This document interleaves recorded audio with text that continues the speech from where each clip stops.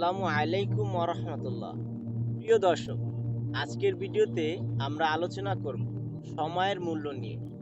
সময় হলো আমাদের জীবনে একটি অমূল্য সম্পদ, যা একবার চলে গেলে আর ফিরে আসে না। আল্লাহ সুবহানাহু ওয়া তাআলা পবিত্র কোরআনে বলেন, সত্যি মানুষ ক্ষতির মধ্যে আছে, সেই ব্যতীত যারা বিশ্বাস করে, সৎকর্ম করে, সত্যের উপর পরস্পরকে উপদেশ দেয় এবং ধৈর্যের উপর পরস্পরকে উপদেশ দেয়। সূরা আল আসর, আয়াত নং ১-৩। এই আয়াতে আমাদের সময়ের মূল্য বুঝতে সাহায্য করে। সময় হলো এমন একটি উপাদান যা আমাদের জীবনে অপরিসীম মূল্যবান। প্রতিটি মুহূর্তে আমাদের জীবনে একটি অংশ এবং এটি কিভাবে ব্যয় করা হয় তা আমাদের ভবিষ্যতের উপর গভীরভাবে প্রভাব ফেলে।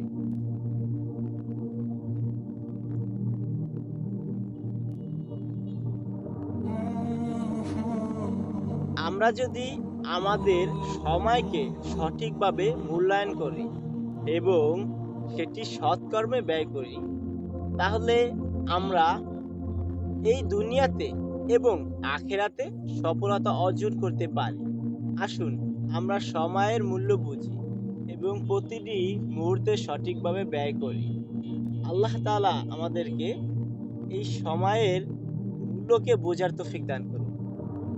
একটা বিষয় কি, সময় হচ্ছে আমাদের জীবনে এমন একটা জিনিস যেটা একবার যদি চলে যায় কখনো আপনি ফিরে পাবেন না।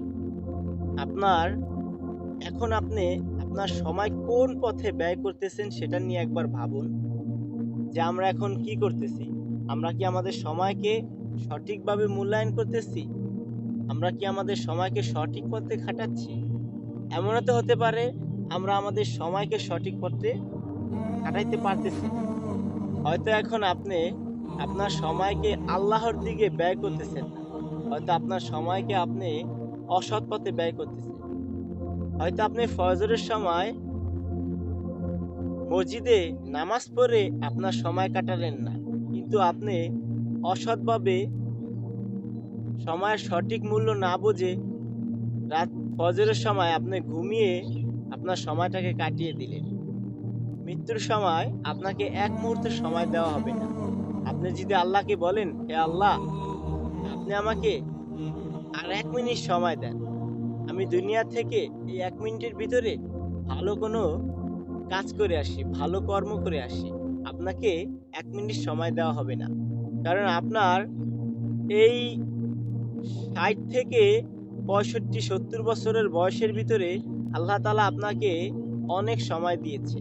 সে সময়গুলো আপনি সঠিকভাবে ব্যয় করতে পারলেন না। এটা আপনার ব্যর্থতা।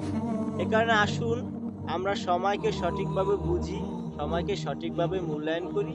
তাহলে আমাদের জীবনে আমরা সফলতা অর্জন করতে পারব। ভিডিওটা যদি আপনার ভালো লাগে অবশ্যই কমেন্ট করে জানাবেন। ভিডিওটি দেখার জন্য আপনাকে অসংখ্য ধন্যবাদ। আসসালামু আলাইকুম ওয়া রাহমাতুল্লাহ। আল্লাহ হাফেজ।